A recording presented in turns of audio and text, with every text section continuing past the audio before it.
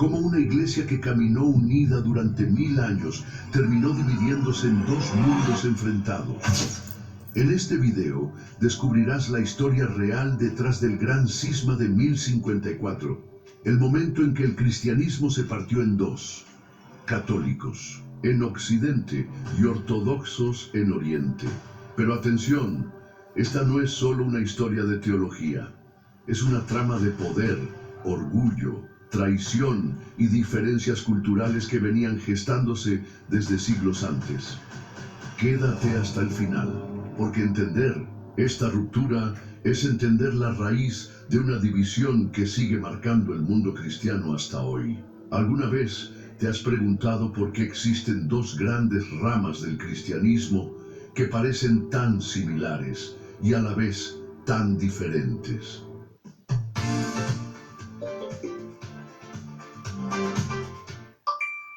Buenas, jefa. Quiero una de esas ollas. ¿Con 3,000 pesos me da? ¿3,000 pesos? Parece que no te has enterado de la oferta de Temu. Esta olla cuesta solo 275 pesos. No puede ser. ¿Cómo está tan barata? ¿Y la calidad? Tranquilo, está dura. Mira, olla de 7 litros, cuerpo reforzado y antiadherente. Cocina lo que quieras y limpiarla es un chiste. Tranca la tapa solo deslizando el seguro. Mantiene la comida fresca con la válvula de presión automática. Perfecta para guisos o sopas para toda la familia. ¿En serio esta oferta es de verdad? Claro que sí. Haz clic en este video, descarga la app de Temu y aprovecha este descuentazo. Listo, ya voy. Descárgala ya y consigue la tuya.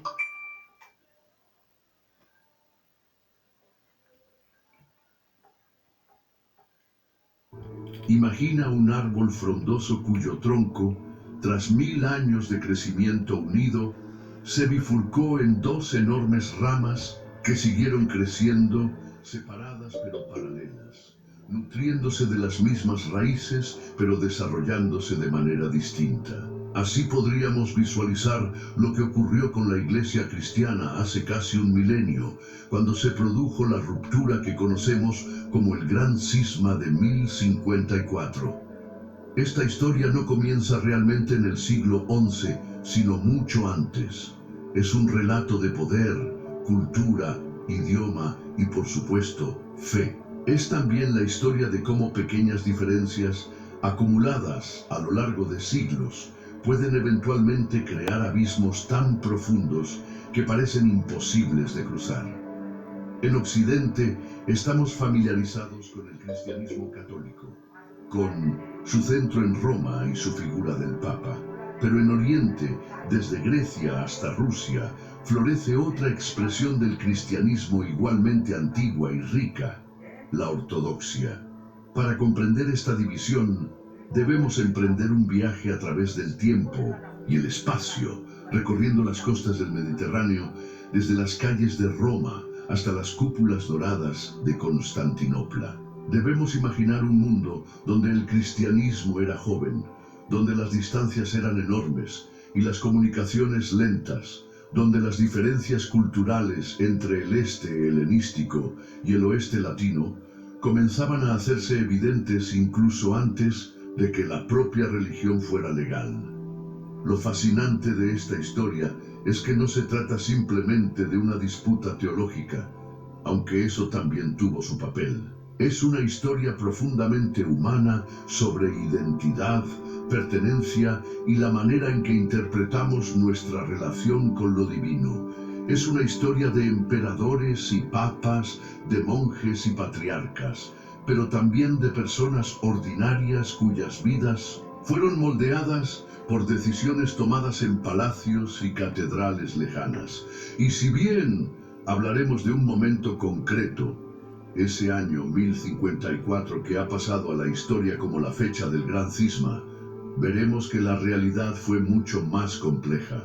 La ruptura no se produjo de un día para otro, sino que fue el resultado de un largo proceso que había comenzado siglos antes y que, en cierto sentido, continúa hasta nuestros días en los esfuerzos por reconciliar estas dos grandes tradiciones cristianas. Antes de adentrarnos en esta fascinante historia, necesitamos aclarar algunos términos que nos ayudarán a entender mejor el relato. Cuando hablamos de católico y ortodoxo, no siempre comprendemos el significado original de estas palabras. La palabra católica viene del griego católicos, que significa universal, indicando una iglesia que abarca todo el mundo, siguiendo el mandato de Jesús a sus discípulos de ir por todo el mundo y hacer discípulos de todas las naciones. Es curioso saber que la Iglesia Ortodoxa se denomina oficialmente Iglesia Católica Apostólica Ortodoxa, aunque, para evitar confusiones, en nuestro relato nos referiremos a ella simplemente como Iglesia Ortodoxa. Por su parte, la palabra ortodoxa proviene del griego también y significa correcta creencia o correcta alabanza, destacando su compromiso con preservar la fe original sin alteraciones. Ambas iglesias se consideran a sí mismas como las verdaderas herederas de la iglesia primitiva fundada por Cristo y sus apóstoles. Ambas tradiciones también se consideran apostólicas, otro término importante para entender. Esta palabra nos habla de la sucesión ininterrumpida desde los 200 apóstoles originales. Cuando decimos que una iglesia es apostólica, estamos diciendo que sus obispos actuales son los sucesores directos de aquellos a quienes Jesús envió. La palabra apóstol significa precisamente enviado a predicar el Evangelio. Esta sucesión apostólica es fundamental para entender cómo ambas iglesias legitiman su autoridad y tradición.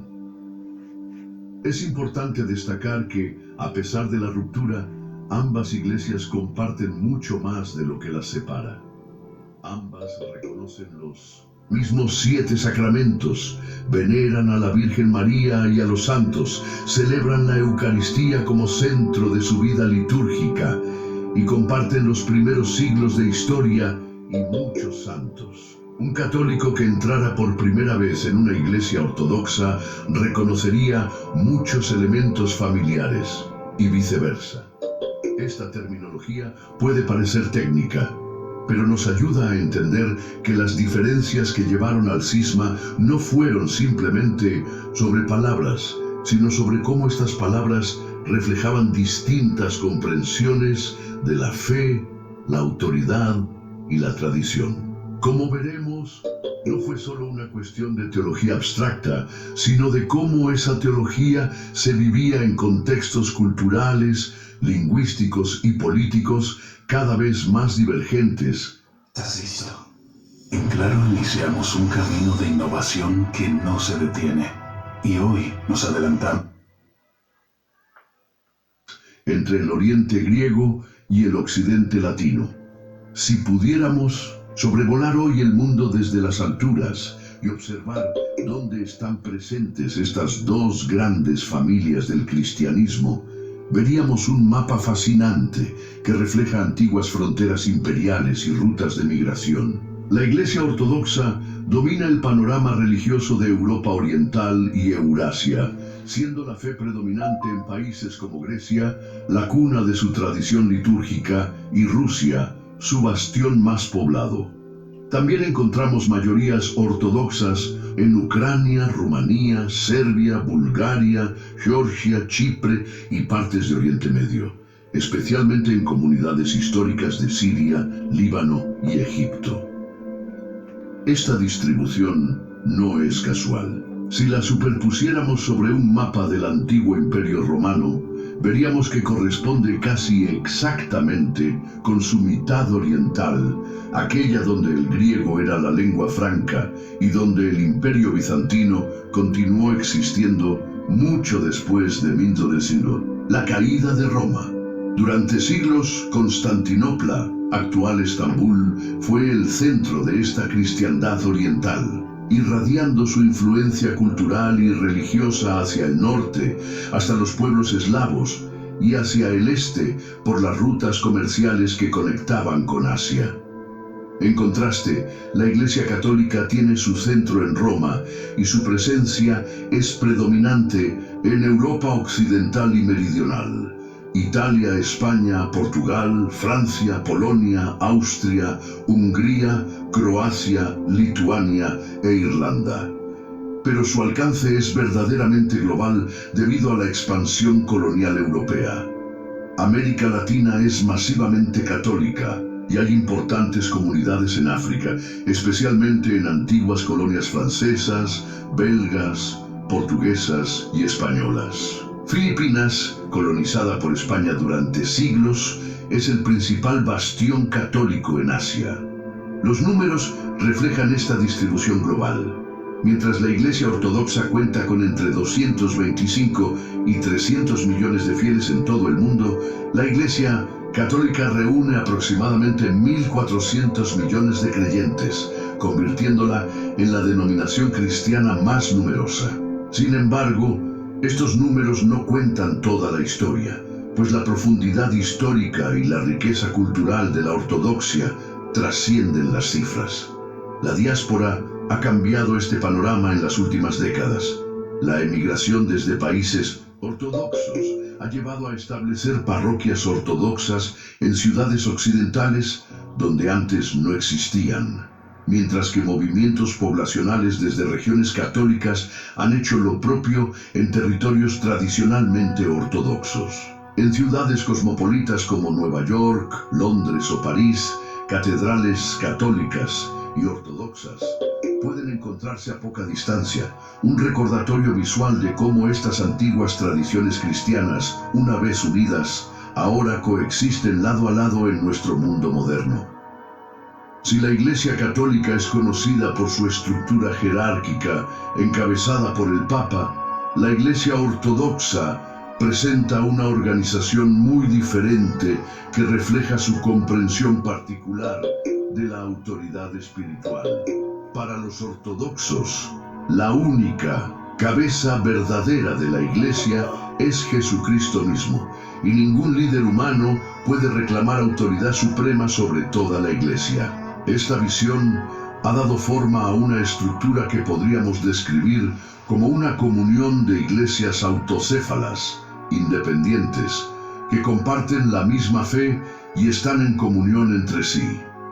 En el centro de esta estructura encontramos a los patriarcas, obispos que lideran las iglesias más antiguas y prestigiosas. El más visible internacionalmente es el patriarca de Constantinopla, actualmente Bartolomé I, quien ocupa este cargo desde 1991.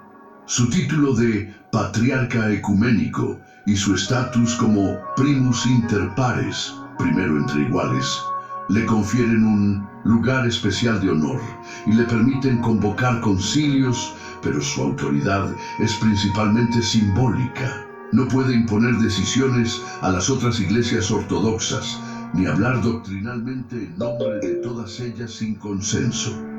Esta estructura colegiada contrasta notablemente con el centralismo romano.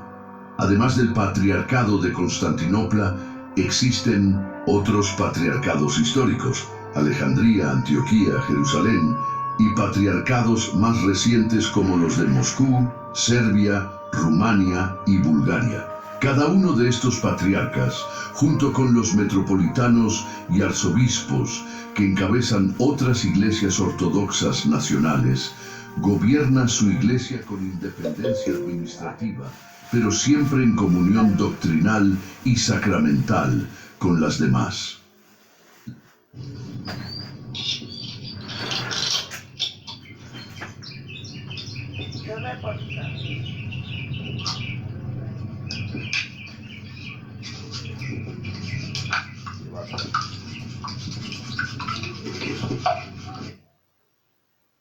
Las decisiones importantes que afectan a toda la ortodoxia tradicionalmente se toman en concilios donde los representantes de todas las iglesias participan en pie de igualdad. El último gran concilio ortodoxo fue el Gran Concilio Ortodoxo celebrado en Creta en 2016, el primero de su tipo en más de 1000 años, aunque algunas iglesias decidieron no participar, mostrando las tensiones que existen incluso dentro de esta familia eclesial. Esta tradición conciliar refleja la creencia ortodoxa de que el Espíritu Santo guía a la Iglesia colectivamente y no a través de una única figura de autoridad. Las relaciones entre las distintas iglesias ortodoxas no siempre son armoniosas. Existen tensiones históricas, especialmente entre los patriarcados de Constantinopla y Moscú, que en ocasiones compiten por influencia. En los últimos años, conflictos como el de Ucrania han llevado a rupturas de comunión entre algunas iglesias ortodoxas, mostrando cómo cuestiones políticas y nacionales pueden afectar relaciones eclesiásticas. Sin embargo, todos los fieles ortodoxos, independientemente de la jurisdicción a la que pertenezcan, comparten la misma fe, liturgia y tradición, y pueden participar en los sacramentos en cualquier iglesia ortodoxa del mundo.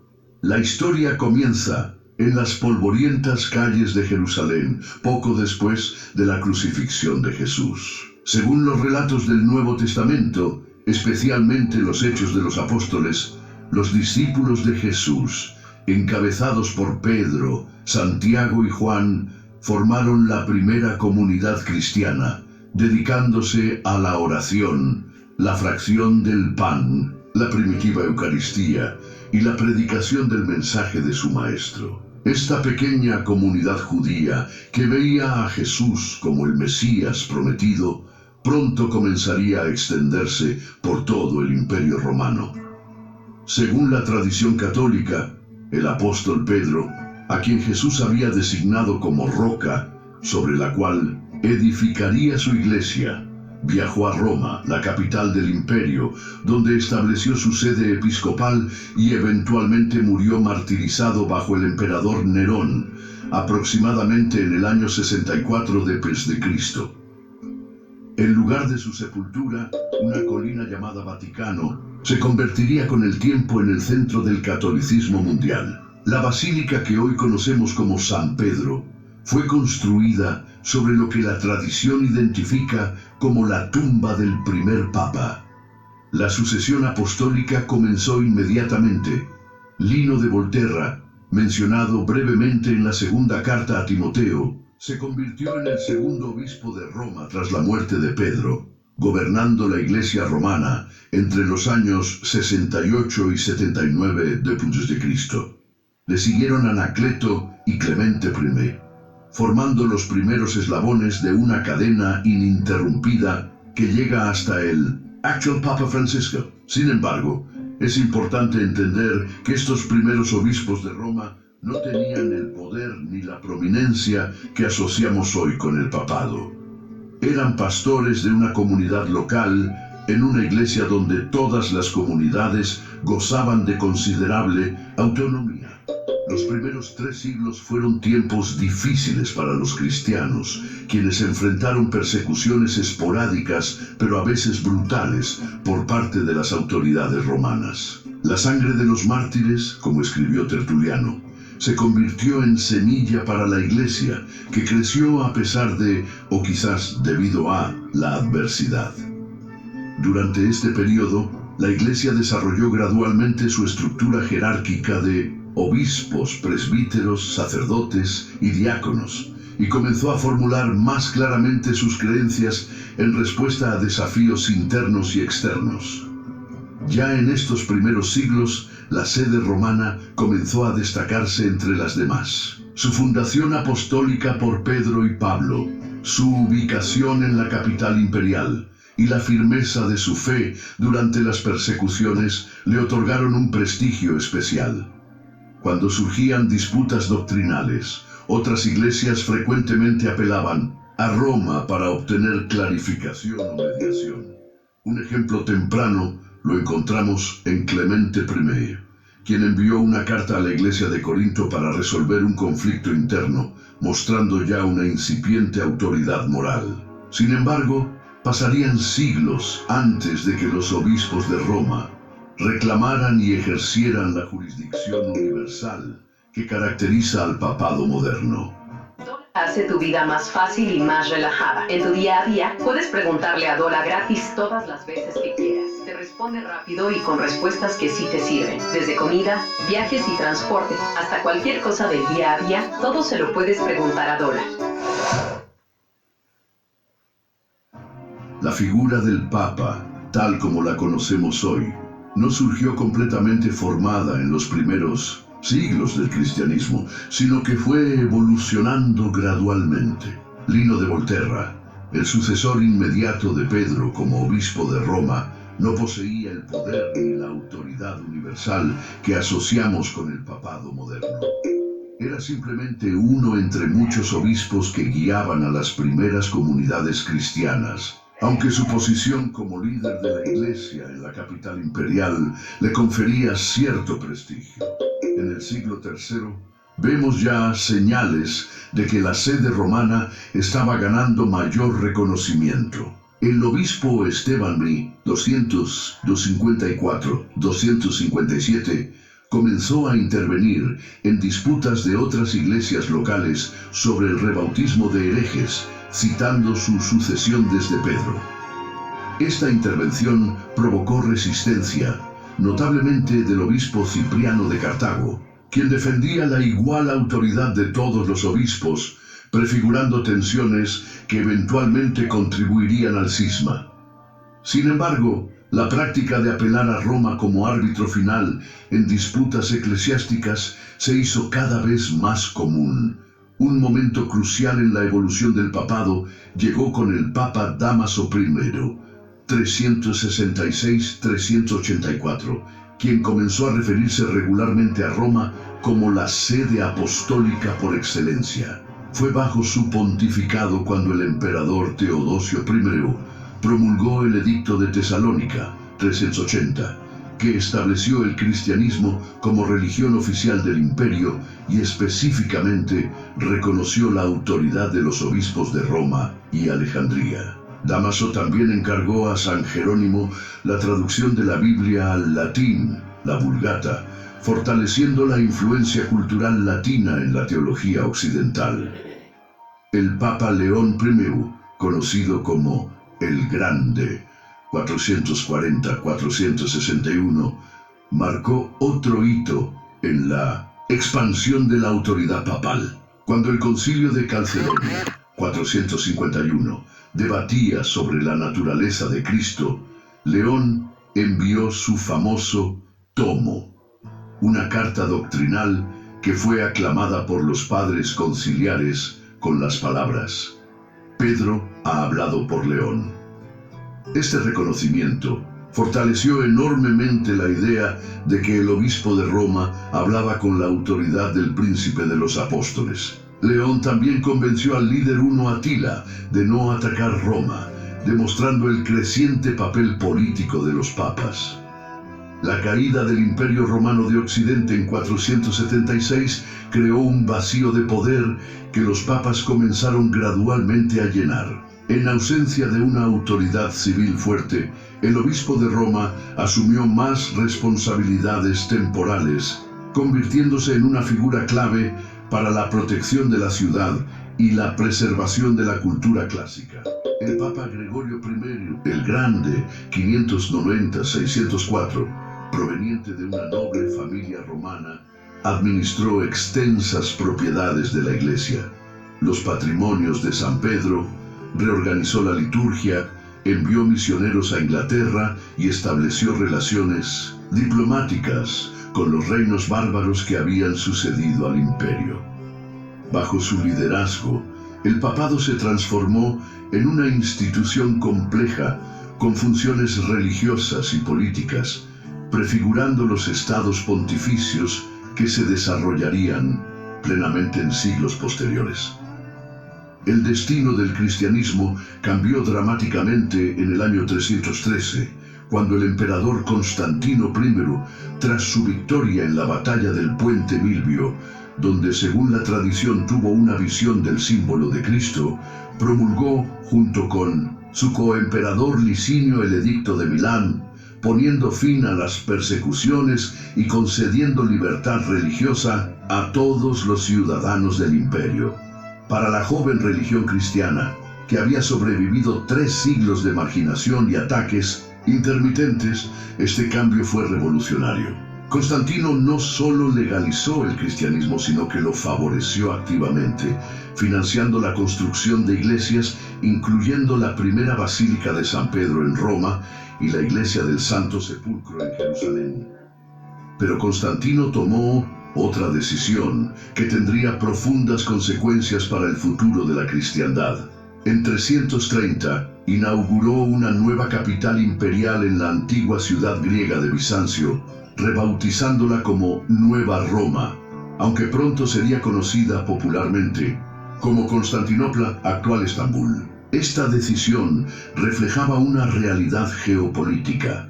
El centro económico y cultural del imperio se había desplazado hacia el este, hacia las ricas provincias helenísticas del Mediterráneo oriental. Sin saberlo, Constantino estaba sentando las bases para una división administrativa que eventualmente tendría profundas implicaciones religiosas. El proceso de cristianización del imperio se aceleró bajo el emperador Teodosio I el Grande. El 27 de febrero del año 380, Teodosio, junto con sus coemperadores Graciano y Valentiniano II, promulgó el Edicto de Tesalónica, convirtiendo al cristianismo en la religión oficial del Imperio Romano. El texto del edicto es revelador.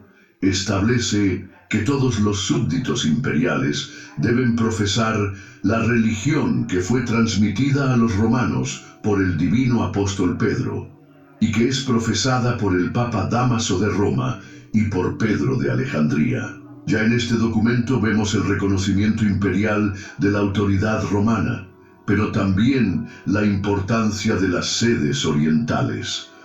Durante este período crucial, la estructura de la Iglesia comenzó a reflejar la organización administrativa del imperio. Las principales ciudades administrativas se convirtieron en importantes centros eclesiales, y sus obispos, metropolitanos, ganaron autoridad sobre obispos de ciudades menores. Roma mantuvo su preeminencia honorífica como la ciudad de Pedro y Pablo, pero Constantinopla, como Nueva Roma, reclamó el segundo lugar de honor. Los concilios ecuménicos de Nicea, 325, y Constantinopla, 381, convocados para resolver disputas teológicas sobre la naturaleza de Cristo y la Trinidad, mostraron cómo el poder imperial y la autoridad eclesiástica comenzaban a entrelazarse. Esas personas que se acaban de comprar un celular, de verdad lo siento mucho, porque te gusta de oferta. El nuevo Redmi 14 está totalmente gratis. También gratis. Todo es gratis. Jefe, pero la gente dice que a ese precio de seguro la calidad es pésima. No te preocupes. Mira este Xiaomi Redmi 14C. Tiene una pantalla FHD y Este periodo vio también el florecimiento de la teología cristiana y la vida monástica. Grandes padres de la Iglesia como Basilio de Cesarea, Gregorio Nacianceno y Juan Crisóstomo en Oriente, y Ambrosio, Jerónimo y Agustín en Occidente, desarrollaron y profundizaron la comprensión cristiana de la fe. Mientras tanto, el monaquismo, iniciado en los desiertos de Egipto por figuras como Antonio y Pacomio, se extendió por todo el imperio, creando comunidades dedicadas a la oración, el estudio y la caridad.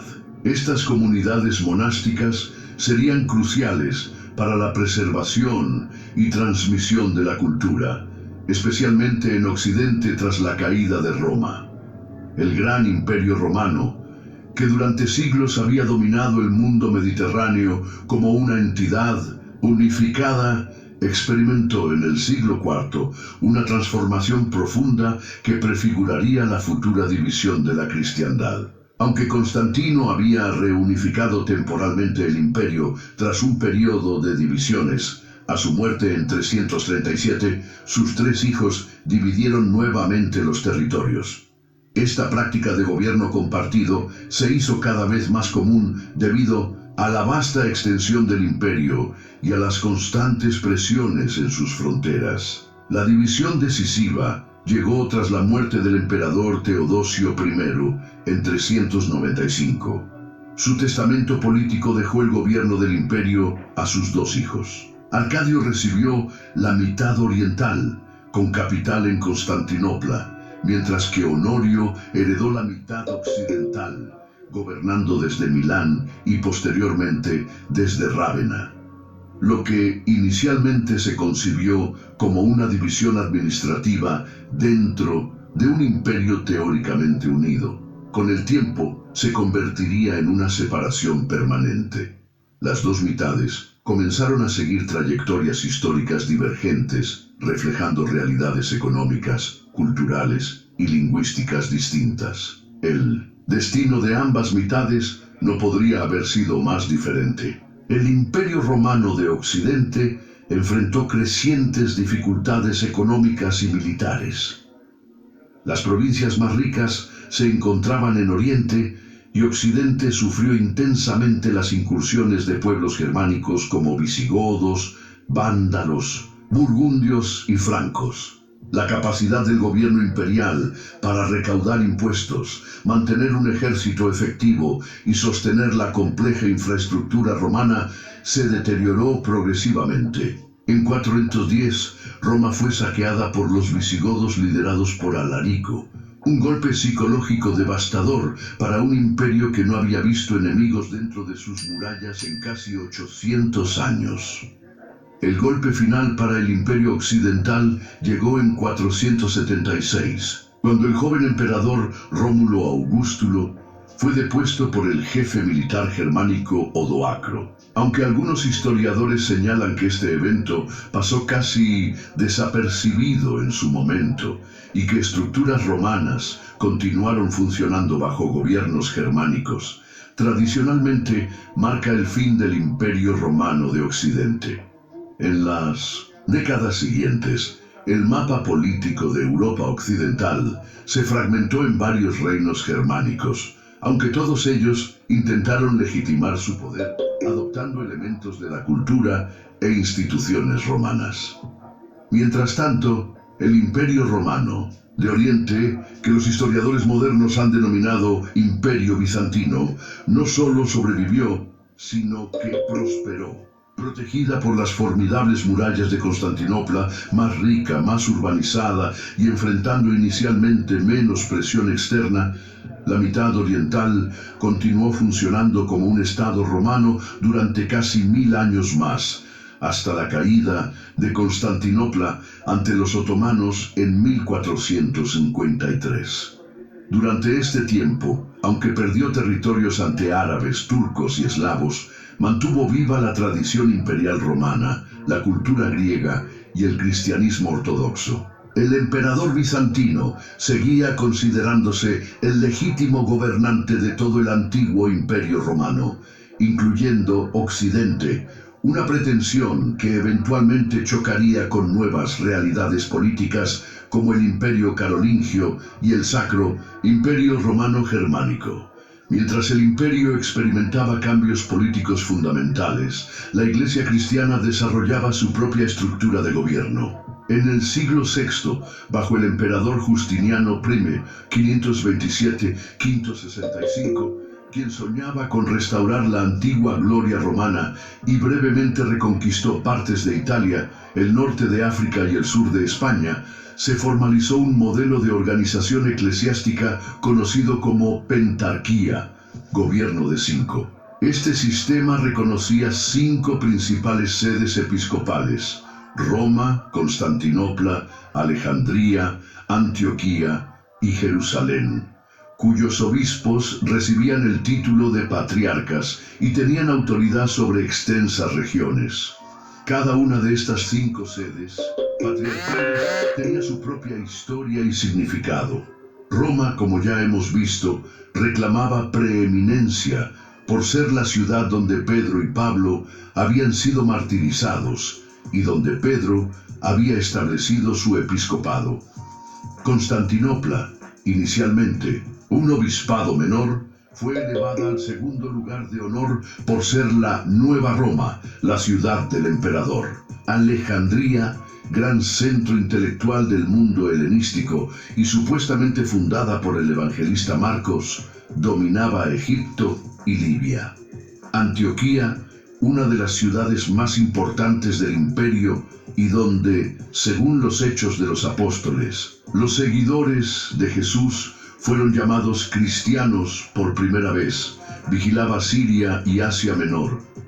Jerusalén, aunque políticamente menos importante, poseía un estatus único como la ciudad santa donde Jesús había muerto y resucitado. La idea de la pentarquía reflejaba la creencia de que estas 5 sedes, en conjunto, representaban la totalidad de la Iglesia y debían gobernarla colegialmente. En cuestiones de fe, la unanimidad de los 5 patriarcas garantizaba la ortodoxia. Sin embargo, ya existían tensiones sobre la exacta naturaleza de la relación entre estos patriarcados. Roma insistía en que su primacía no era meramente honorífica, sino jurisdiccional, mientras que los patriarcados orientales tendían a ver a los 5 como fundamentalmente iguales, con Roma ocupando una posición de honor pero no de autoridad. Vinculante, el sistema de la pentarquía se vio profundamente afectado por las conquistas islámicas del siglo VII. Tras la muerte del profeta Mahoma, en 632, los ejércitos árabes emergieron de la península arábiga y en pocas décadas conquistaron vastos territorios, incluyendo Siria, Palestina y Egipto. Jerusalén cayó en 638, Alejandría en 642, y Antioquía había sido tomada ya en 637. De un solo golpe, 3 de los 5 patriarcados históricos quedaron bajo dominio musulmán. Aunque los califas generalmente permitieron a las comunidades cristianas continuar practicando su fe como dhimis, comunidades protegidas, a cambio de un impuesto especial, estos patriarcados perdieron gran parte de su poder, riqueza e influencia, quedando aislados del mundo cristiano y con comunidades en declive. Esta nueva realidad geopolítica concentró el poder eclesiástico en las 2 sedes restantes, Roma en Occidente y Constantinopla en Oriente. Ambas reclamaron la autoridad para hablar en nombre de toda la Iglesia, y sus diferentes contextos culturales, lingüísticos y políticos comenzaron a amplificar pequeñas diferencias que habían existido desde los primeros siglos. See how I made this reel of my last finance week using Instagram templates. Select the template you want to use. Luego, swap in your raw footage, add some stickers, y listo. Imagina un imperio romano cristiano donde la Iglesia funcionaba como un cuerpo unido, pero con diferentes realidades culturales y lingüísticas. En Occidente, el latín era la lengua dominante, mientras que en Oriente prevalecía el griego. Esta diferencia lingüística no era trivial, pues significaba que muchos textos teológicos importantes eran interpretados de formas sutilmente distintas según la región. Con el paso de los siglos, estas diferencias culturales se fueron acentuando. La caída del Imperio Romano de Occidente en el año 476 dejó a Roma sin el apoyo imperial directo, mientras que Constantinopla seguía siendo la gloriosa capital de un imperio bizantino floreciente. Esta divergencia en las circunstancias políticas moldeó la manera en que ambas iglesias se relacionaban con el poder temporal.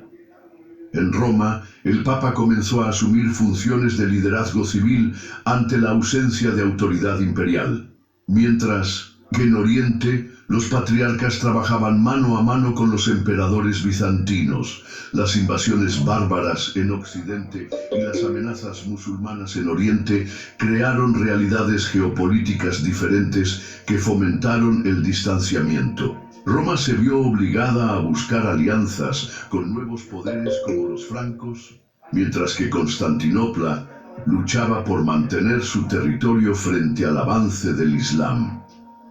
Además, las comunicaciones entre ambas partes se volvieron cada vez más difíciles, no solo por las distancias físicas, sino también por las barreras culturales y lingüísticas que se profundizaban. Un factor adicional fue la creciente ambición de la sede romana por establecer su primacía sobre toda la Iglesia. Mientras que los patriarcas orientales mantenían una visión más colegiada del gobierno eclesiástico basado en la pentarquía, Roma comenzó a desarrollar teorías sobre la supremacía del sucesor de Pedro. Estas pretensiones de autoridad universal fueron recibidas con escepticismo en Oriente, donde se consideraba que todos los patriarcas eran igualmente sucesores de los apóstoles. Con el tiempo, estas diferencias se manifestaron en prácticas litúrgicas divergentes, costumbres eclesiásticas distintas y eventualmente en disputas teológicas. La Iglesia, que había caminado unida durante siglos, ahora avanzaba por senderos cada vez más separados, como dos hermanos que, viviendo en casas distintas, comienzan a desarrollar hábitos y visiones del mundo diferentes. A mediados del siglo Egeo, Roma se encontraba en una situación precaria.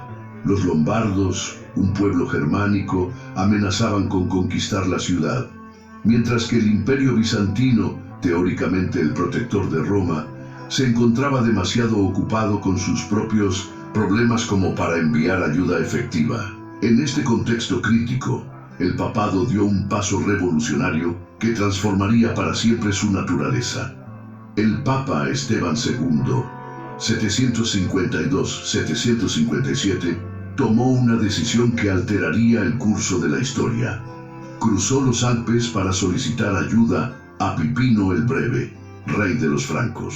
Este viaje no solo buscaba protección militar, sino que también marcó el inicio de una nueva era política para el papado. En un acto solemne, el Papa ungió personalmente a Pipino como rey de los francos, legitimando así su dinastía y estableciendo un precedente para la intervención papal en asuntos políticos. Como agradecimiento por la legitimación papal, Pipino derrotó a los lombardos y en el año 756 realizó la famosa Donación de Pipino, mediante la cual entregó al Papa los territorios conquistados en el centro de Italia. Así nacieron los estados pontificios, convirtiendo al Papa no solo en líder espiritual, sino también en gobernante temporal de un estado propio. Esta transformación del papado en una potencia territorial fue vista con desconfianza desde Constantinopla, donde se consideraba que el Papa estaba usurpando tierras que legítimamente pertenecían al Imperio bizantino. La alianza franco-papal se fortaleció aún más con el sucesor de Pipino, Carlomagno, quien expandió enormemente el reino franco y se presentó como defensor del cristianismo en Occidente. El papado encontró en los francos a los protectores que Bizancio ya no podía ser, pero este nuevo matrimonio político tuvo consecuencias profundas para las relaciones con Oriente. Desde la perspectiva bizantina, el Papa estaba actuando de manera independiente y desafiante, olvidando que formalmente seguía siendo un súbdito del emperador.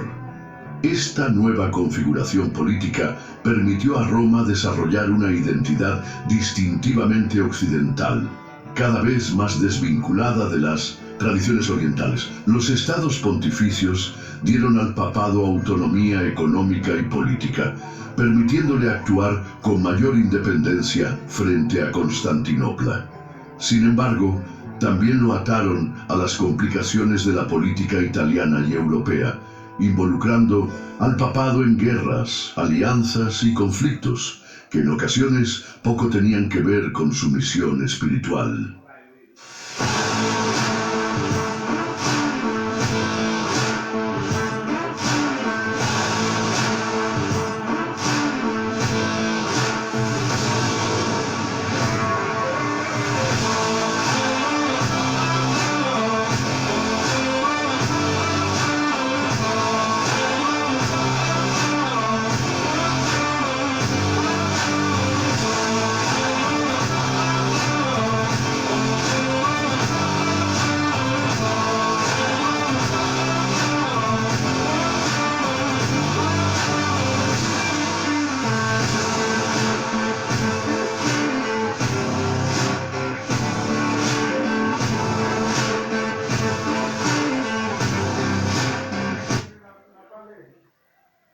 de dos concepciones muy diferentes sobre la relación entre Iglesia y Estado estaba ya plantada.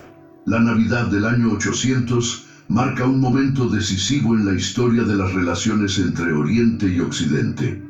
En la Basílica de San Pedro, en Roma, ante una multitud expectante, ocurrió un evento que sacudió los cimientos del orden político y religioso. El Papa León III coronó a Carlomagno como emperador de los romanos. En un acto cargado de simbolismo, el Papa colocó la corona imperial sobre la cabeza del monarca franco, proclamando el nacimiento de un nuevo imperio en Occidente.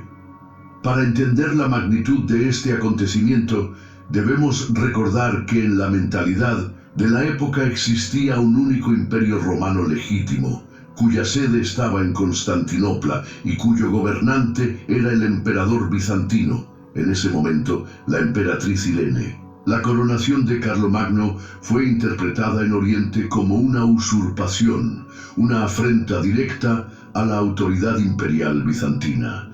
¿Cómo podía el Papa, quien teóricamente reconocía la soberanía del emperador bizantino, coronar a un bárbaro franco como emperador? El acto tenía múltiples lecturas. Por un lado, algunos historiadores sugieren que el Papa buscaba protección frente a sus enemigos en Roma, consolidando así su alianza con los francos.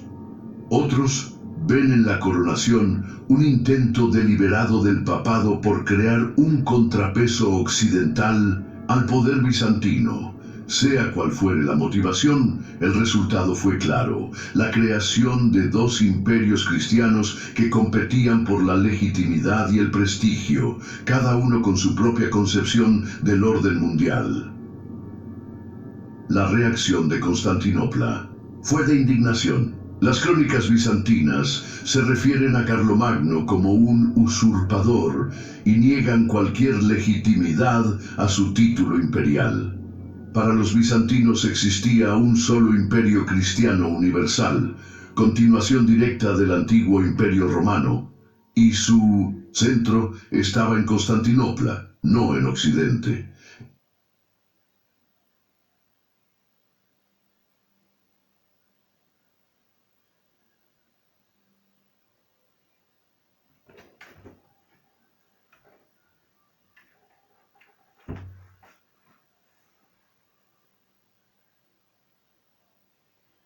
El desafío al orden establecido profundizó la brecha entre ambas partes de la cristiandad.